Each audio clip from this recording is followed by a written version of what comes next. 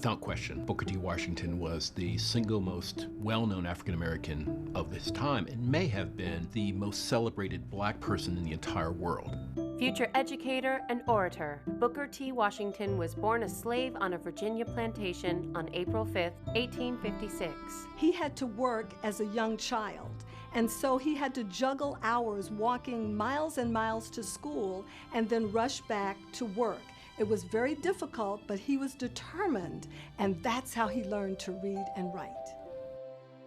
Washington was allowed to attend school while working as a servant, and in 1872, he befriended the founder of Hampton Institute, who offered him a scholarship to the school.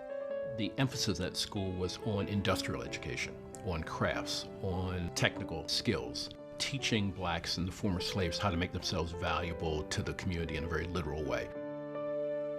Washington taught at Hampton before being appointed by General Samuel Armstrong to head the newly formed institute in Tuskegee in 1881. This was a groundbreaking endeavor because Armstrong trusted this young man to go to Alabama and create something basically out of nothing.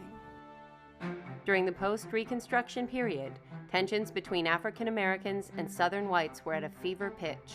But as evidence of racial progress, Washington was asked to address a predominantly white audience at the 1895 Atlanta Expo. The speech turned Washington into a national figure. The Atlanta Compromise speech is viewed as controversial because he essentially said that politics was for mainstream society and the thing for African Americans was to be separate as the fingers on our hand and not involve ourselves with white society. Booker T. Washington saw that as a bargain that he had to strike. Those who disagreed with him felt that he had conceded far, far too much to the conservative white South.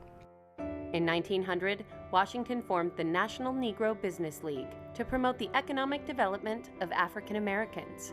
1 year later, he chronicled his life in the autobiography Up From Slavery. Booker T. Washington's autobiography was one of the most influential books published by an African American at the turn of the century.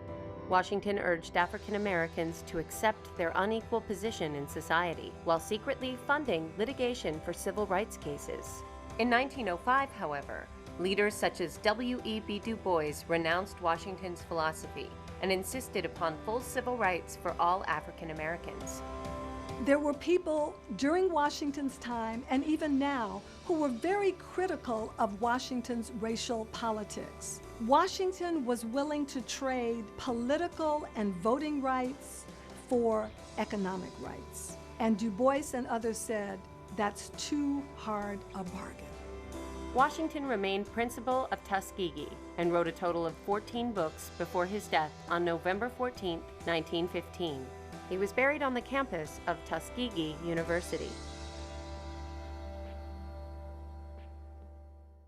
Mark Twain is now thought of as America's first celebrity because he was so good at capturing the public imagination, and it became important to him to have a public image.